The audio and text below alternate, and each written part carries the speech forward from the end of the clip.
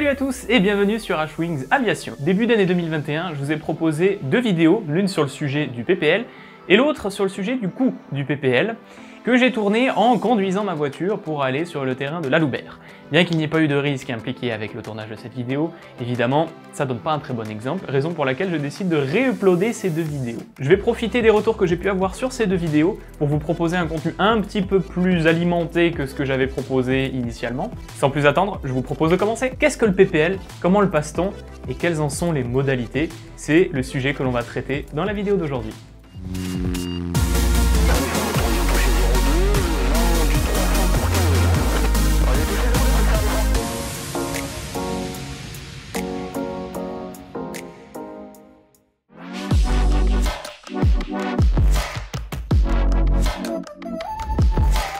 Le PPL, c'est donc une licence de pilote privé avion, qui, une fois qu'on l'a passée et obtenue, est valide à vie et qui peut se voir agrémentée de qualifications qui, elles, périment. Lorsque l'on parle de passer le PPL, on parle généralement de passer la licence de pilote privé agrémentée de sa qualification de classe pour monomoteur à piston ou SEP. La plupart des avions écoles en France sont des SEP, on retrouve bien sûr les DR400, on retrouve les Cessna 172, on retrouve des appareils comme le TB9 et bien d'autres encore. La durée de passage de cette licence dépend à 100% de l'élève. Quel est son rythme? Quelles sont ses aisances financières pour passer le PPL? Et quelles sont ses disponibilités? Généralement, un PPL va se passer en environ 2 ans. Donc concrètement, qu'est-ce que le PPL avec une qualif de classe SEP vous apporte? Ça vous permet de prendre les commandes d'un appareil monomoteur à piston quelque part en France et ça vous permet de voler en utilisant une phraséologie française en VFR de jour sur le territoire français. L'obtention de certaines qualifications supplémentaires vous permet ensuite d'étendre ces différents privilèges, comme par exemple le passage de la qualification de VFR nuit. Parlons maintenant du déroulement du PPL. Il se divise en deux parties, une partie théorique et une partie pratique. La partie théorique se réalise à la fois par des cours en e-learning,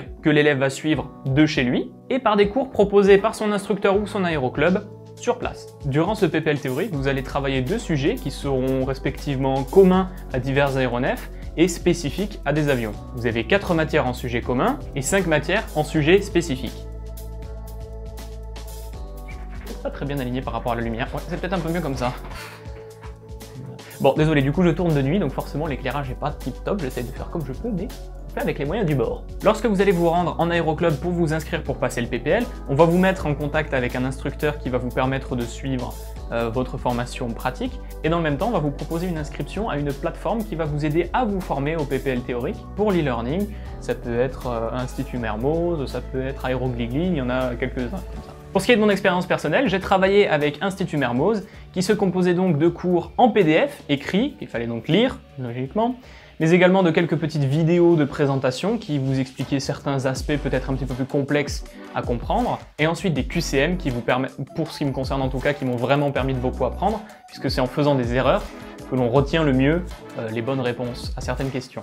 Vous allez donc valider des modules de cette manière, par différentes matières, pour pouvoir en arriver ensuite à un résultat relativement satisfaisant au global pour l'examen PPL théorique, et votre instructeur vous proposera alors de vous présenter au véritable examen qui sera dispensé dans un centre de la DGAC. Vous allez donc être assis devant un ordinateur et passer les différentes épreuves, en l'occurrence les deux épreuves, celle commune et celle spécifique. Intéressons-nous maintenant à la partie pratique du PPL. Et commençons avec un gros point positif, vous n'êtes pas obligé d'avoir validé le PPL théorique avant de commencer la pratique. Vous pouvez faire les deux en parallèle. C'est très intéressant parce que ça vous permet de concrétiser certains concepts qui sont vus dans la théorie par le vol pratique. Ça permet de démystifier certaines choses qui peuvent paraître assez compliquées à comprendre quand on lit un PDF ou qu'on regarde une vidéo. Parlons maintenant du sujet qui est très intéressant, le vol. Le PPL pratique est donc constitué de 45 heures de vol qui sont effectuées soit en double commande, soit en solo supervisé, donc toujours avec un instructeur à proximité. Dans la manière de passer ce PPL pratique, vous allez avoir concrètement 3 étapes. La première va être une découverte de l'avion, vous allez donc apprendre ce qu'est l'enveloppe de vol de l'appareil, comment l'avion vole-t-il, quelles actions entraînent quelles conséquences dans le cockpit. Dans un second temps, vous allez vous familiariser avec l'appareil, notamment par le biais d'un exercice appelé le tour de piste. Une fois que vous savez comment piloter l'avion, la question est de savoir comment se rend-on d'un point A à un point B, et ça c'est la dernière étape du PPL théorique qui va vous apprendre les navigations. Donc là vous allez vous renseigner sur tout ce qui est documentation, à visionner avant de partir en vol, mais également pendant le vol, pourquoi pas, tout ce qui concerne les différentes méthodes de navigation, tout ce qui va être l'intégration dans des circuits de piste, la phraséologie à adopter pour parler avec un contrôleur aérien ou d'autres trafics. Deux étapes sont particulièrement remarquables pendant cette partie pratique. La première, c'est le lâcher solo, qui intervient au début de la partie de familiarisation, où l'instructeur va pour la toute première fois nous laisser partir en vol sans personne à bord. Alors bien sûr, il sera au sol, il veillera à ce que le vol se passe bien depuis le sol, et il sera toujours à proximité d'une radio pour donner un conseil si jamais il faut. Mais il ne sera pas dans l'avion, ce sera le premier vol que vous ferez seul à bord. Il intervient en général autour d'une quinzaine d'heures de vol. Et le second, qui est donc la navigation triangulaire, c'est la dernière navigation théorie que vous êtes censé faire avant l'examen du PPL pratique. Il s'agit de la dernière véritable grande étape avant le passage du PPL. Vous aurez fait cette navigation triangulaire, donc c'est-à-dire que vous partez d'un point A, vous vous rendez vers un point B, puis vous prenez la direction d'un point C avant de vous dérouter vers un point D et retour au point A. Et ça vous permet de travailler tous les différents exercices que vous aurez pu apprendre pendant votre formation PPL. Abordons maintenant le dernier point, l'examen final. Vous avez investi beaucoup de sous, J'arrive plus à parler. Vous avez investi beaucoup de sous, vous avez investi beaucoup de votre temps et beaucoup de vos efforts pour en arriver La seule petite chose qui vous sépare maintenant de votre petit carton de la DGAC, c'est un vol. Pour ne pas vous mentir, ça a été le vol sur lequel j'ai le plus stressé de ma carrière. C'est également le cas pour beaucoup des amis à qui j'ai demandé. Et en effet, c'est très intimidant, l'examen PPL pratique, parce qu'on se retrouve concrètement avec un sac de sable qui nous juge juste à côté de nous, et on le sait, donc c'est vraiment très intimidant.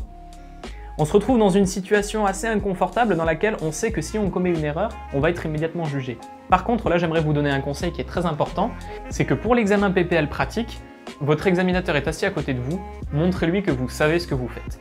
Si votre instructeur a fait le nécessaire pour que vous vous présentiez ce jour-là face à l'examinateur, c'est qu'il sait que vous avez les compétences pour pouvoir acquérir le PPL. Ça signifie qu'en fait, tout ce que vous avez à faire, c'est prendre du bon temps, faire votre vol, comme vous avez l'habitude de le faire, en faisant attention bien sûr, comme vous feriez attention dans n'importe quel vol, et sera ensuite la mission de l'examinateur de vérifier si, oui ou non, vous avez le niveau en situation de stress pour pouvoir piloter un avion sans le moindre souci. L'examinateur est au courant que vous êtes stressé, il le sait et il le prend en compte dans sa notation. Donc il fait le nécessaire pour évaluer l'état dans lequel vous êtes, la capacité que vous avez à piloter un avion dans votre état de stress. Le fait est que l'examinateur ne va pas chercher à voir si vous commettez une erreur. L'examinateur va chercher à voir si vous êtes capable de piloter un avion. Ça signifie que n'importe quel pilote, instructeur ou examinateur, commet des erreurs, constamment. La question est, quelle est la gravité de ces erreurs et est-ce qu'il s'en rend compte ? Ce que l'examinateur va attendre de vous, c'est que vous soyez capable de détecter si vous commettez une erreur et que vous soyez capable de corriger cette erreur. Je vais vous donner un excellent exemple à ça, c'était mon examen PPL pratique. Donc on a décollé de Pau en direction d'un terrain non contrôlé et on était sur le point d'intégrer ce terrain non contrôlé. Donc on arrivait au sud du terrain et avant d'effectuer mon intégration sur le circuit, dans le circuit, on commence par survoler l'aérodrome pour voir un petit peu comment ça se passe, quel est l'état de la piste, est-ce qu'il y a du trafic, etc., quel est le vent, quelles sont les conditions de la piste. Et donc avant d'effectuer cette première intégration, cette première verticale terrain, je prépare un petit peu l'avion pour l'approche. Donc je range mes papiers, je range mes cartes et je range ma checklist. Et en faisant ça, grand malheur m'a pris de couper la batterie accidentellement. Alors en soi, c'est pas un très gros problème de couper la batterie. Sauf que je vole sur un avion EFIS à ce moment-là, donc avec tout écran, qui nécessite la batterie pour fonctionner. Ça non plus, c'est pas un très gros problème, puisque j'ai des instruments de stand-by, et parce qu'on est en condition de VFR. Donc concrètement, les instruments, j'en ai pas tant besoin que ça, en fait, de ces écrans. Sauf que j'approche d'un terrain au nord, donc par le sud, au nord duquel il y a un espace aérien impénétrable à ce moment-là. Donc ça signifie qu'arriver vertical terrain, dans tous les cas, je ne vais pas pouvoir tracer tout droit, je vais être obligé d'effectuer un virage. Et ça c'est un problème parce que quand on redémarre un EFIS, il faut attendre 30 secondes avec les ailes à plat pour que ce que l'on appelle les AHRS s'alignent dans l'EFIS. Et ça c'était un petit peu craignos parce que là j'avais pas 30 secondes de vol à ce moment-là. Donc j'ai dit à haute voix ce que j'ai fait quand je m'en suis rendu compte, pour que l'examinateur sache que je suis au courant de la situation. J'ai dit que j'avais accidentellement coupé la batterie, j'ai relancé la batterie, et j'ai vu que le message s'affichait comme quoi il me fallait 30 secondes pour démarrer les AHRS. Ce que j'ai fait à ce moment-là, c'est que j'ai mis l'avion en configuration d'approche palier, donc j'ai mis pompe, réchauffe, un cran de volée, et j'ai réduit l'avion à la vitesse minimale à laquelle j'étais confortable d'effectuer ma verticale terrain pour laisser un maximum de temps aux AHRS de s'aligner. Et en effet, elles se sont alignées avant d'arriver verticale terrain, On a effectué notre indéclaration normalement, on est venu se poser, et l'examinateur m'a expliqué que c'est ce qu'il attendait concrètement. Donc, gardez à l'esprit que l'examinateur n'attend pas que vous ne fassiez pas, que vous ne commettiez pas d'erreur, il attend que si vous en commettez, vous soyez en capacité de le voir, de le reconnaître, de l'évaluer. Et là, magnifique, c'est super, on peut vous arroser, vous avez obtenu le PPL, félicitations. Maintenant, qu'est-ce que vous devez faire?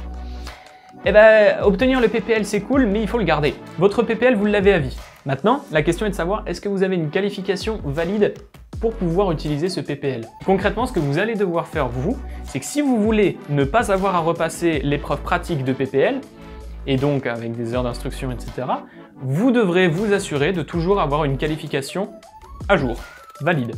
Pour conserver la qualification de monomoteur à piston, ce qu'il vous faut, c'est effectuer tous les 2 ans ce que l'on appelle un vol de prorogation. Donc concrètement, vous volez avec un instructeur qui va vous mettre dans des situations inusuelles, qui va vous faire un petit peu travailler certains exercices que vous avez travaillé pendant le PPL, de sorte à vous remémorer ces différents exercices. Et vous devrez ensuite respecter un certain nombre de règles pour pouvoir maintenir votre PPL à jour, comme par exemple 10 heures de vol dans la dernière année, ou alors 3 atterrissages dans les 3 derniers mois sur la machine sur laquelle vous volez, pour pouvoir emporter des passagers. Voilà donc la réponse à la question comment devenir pilote privé. J'espère que cette vidéo vous aura suffisamment renseigné. Si ce n'est pas le cas, n'hésitez pas à écrire un petit commentaire pour que je puisse compléter les renseignements ou vous rediriger. Si vous avez apprécié la vidéo, n'hésitez pas à laisser un petit like et également à vous abonner pour pouvoir suivre d'autres vidéos que je pourrais vous proposer. N'oubliez pas de cliquer sur la cloche pour pouvoir être notifié lorsque je mets une vidéo en ligne. Comme je vous ai expliqué, ce mercredi, je vous proposerai une vidéo qui couvrira le sujet du coût du PPL. Je vous remercie à nouveau pour votre attention et je vous dis à mercredi pour une nouvelle vidéo.